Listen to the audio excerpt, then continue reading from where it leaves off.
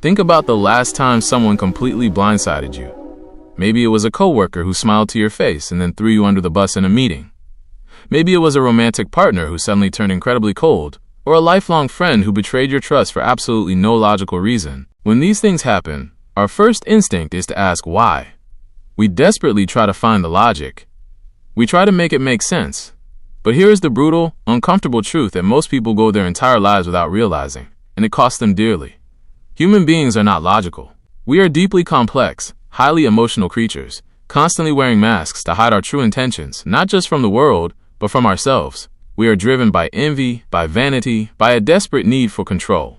Today, we are tearing off those masks. We are diving into a ruthless, uncensored breakdown of how people actually operate. By the end of this, you won't just understand the hidden motives driving the people around you. You will understand the dark corners of your own mind. You will know exactly how to predict someone's actions before they make them, how to protect yourself from highly toxic individuals, and how to master the ultimate game of human nature. Pillar number 1, the law of irrationality. You like to think of yourself as a rational, logical human being. We all do. We believe our decisions, who we marry, what career we choose, how we spend our money, are the result of careful calculation. But the very first lesson we have to learn is that this is a massive ego-protecting illusion. The truth is, you are governed by emotions that operate so far beneath the surface of your conscious mind, you don't even realize they are pulling the strings. Imagine your brain as a tiny rider sitting on top of an enormous, unpredictable elephant. The rider represents your logical brain, the prefrontal cortex. The elephant represents your emotional brain, the amygdala and the limbic system.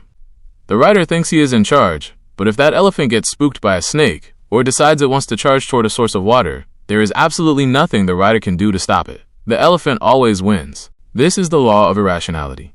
Most of the time, our logical brain is not making decisions. It is simply acting as a PR department, making up logical excuses for the emotional decisions our elephant has already made. Think about an argument you've had recently where you knew you were wrong, but you dug your heels in anyway. That wasn't logic. That was your ego defending itself. To master human nature, you have to realize that everyone around you is riding a wild elephant. When people lash out, when they make terrible business decisions, when they sabotage their own relationships, they are not acting rationally. They are reacting to deep-seated fears, insecurities, and desires. The only way to gain power in any situation is to increase your reaction time. When you feel a surge of anger or fear, force yourself to step back, detach. Give your inner rider time to calm the elephant before you speak or act.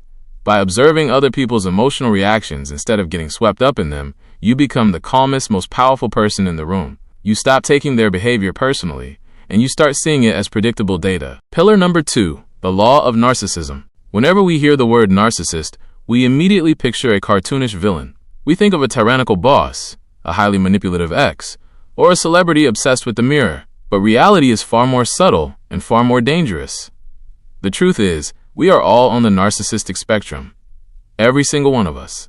We all possess a deep biological need for attention and validation. It is a survival mechanism. But the difference between a highly toxic narcissist and a healthy functional person comes down to where that attention is directed. A deep narcissist has a fractured sense of self. They are like a black hole.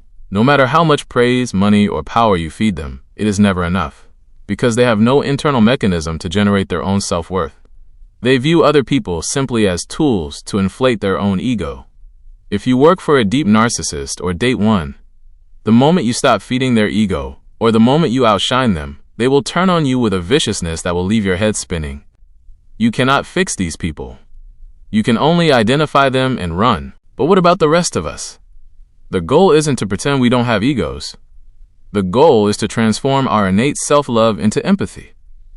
Healthy narcissism means you have a strong enough core that you don't need constant external validation.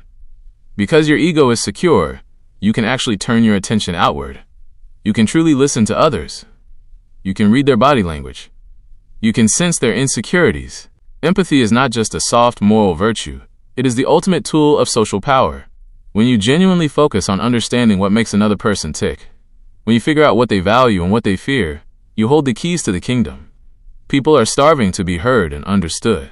If you become the person who makes them feel seen, they will give you their loyalty, their money, and their trust. Pillar number 3, the law of role-playing. Shakespeare famously wrote that all the world's a stage, and all the men and women merely players. He wasn't speaking metaphorically. He was describing human survival. From the moment we are born, we learn that expressing our true, raw emotions often gets us punished or rejected. So we create a persona, a mask. We put on the mask of the diligent employee, the perfect partner, the devout citizen. We smile at jokes we don't find funny, we nod at bosses we secretly despise, and we project an image of confidence when we are actually terrified. The problem is that we become so accustomed to looking at people's masks, we forget that there is a real, complicated, deeply flawed human being hiding underneath. To navigate the world successfully, you have to become a master at reading the leaks. People can control their words, but it is incredibly difficult for them to control their micro-expressions, their posture, and their tone of voice. Pay attention to the discrepancies. Notice the flash of contempt in someone's eyes right before they force a smile. Notice the subtle tension in their jaw when you mention a certain colleague's success. Notice how people act when they are suddenly stressed, or when they are tired, or when they have had a few drinks. That is when the mask slips. The shadow emerges. Never take a person's crafted image at face value. The colleague who loudly proclaims how much they hate office politics is usually the one pulling the strings behind the scenes. The person who aggressively broadcasts their morality on social media is often hiding deep, unresolved guilt. Look past the shiny surface. Train yourself to observe what people do, not what they say. Their actions over time will always reveal their true character, no matter how beautiful their mask might be. Pillar number 4. The law of compulsive behavior. Why do people keep making the same exact mistakes over and over again? Why does your friend keep dating the same toxic type of person? Why does an executive keep destroying successful companies with the same micromanaging behavior? We like to believe that people can change.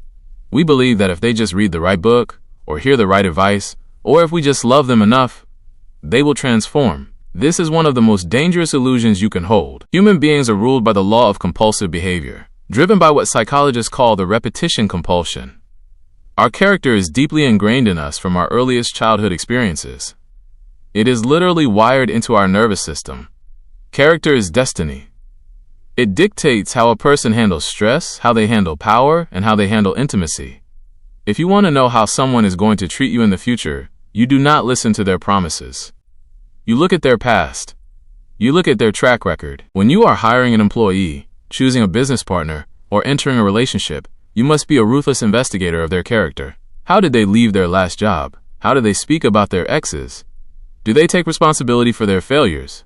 Or is it always someone else's fault? A person's character is like a piece of iron. It is forged in the fire of their past, and it is incredibly rigid.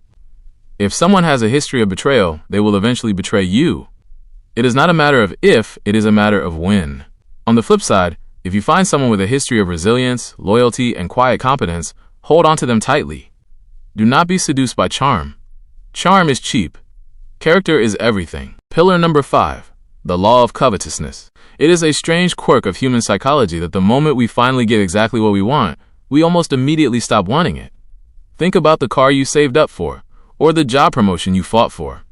The anticipation was thrilling, but the reality quickly became ordinary. We are biologically wired to desire what we do not have. We covet what is slightly out of reach. We want the grass on the other side of the fence because our imaginations paint it as infinitely greener. This is the law of covetousness, and it is the absolute foundation of human desire, marketing, and seduction. If you are always available, always completely transparent, and always eager to please, you completely kill the imagination. You become the grass they are already standing on. People will inevitably start taking you for granted, whether in a romantic relationship or in the workplace. To maintain power and respect, you must master the art of absence. You must become an elusive object of desire. This doesn't mean playing petty games. It means having a life so rich, so focused on your own goals, that you are not constantly at everyone else's beck and call. It means holding some things back. Do not tell people everything about your past.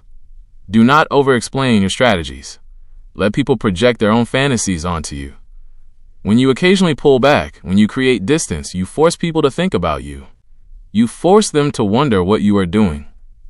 Absence makes the heart grow fonder, but it also makes the mind grow obsessed. By creating a slight aura of mystery, you tap into the deepest, most primal mechanisms of human desire. You become the prize they have to chase. Pillar number 6. The law of defensiveness. Have you ever tried to change someone's mind by arguing with them? Have you ever presented someone with cold, hard facts that proved their political beliefs or business strategies were wrong? What happened?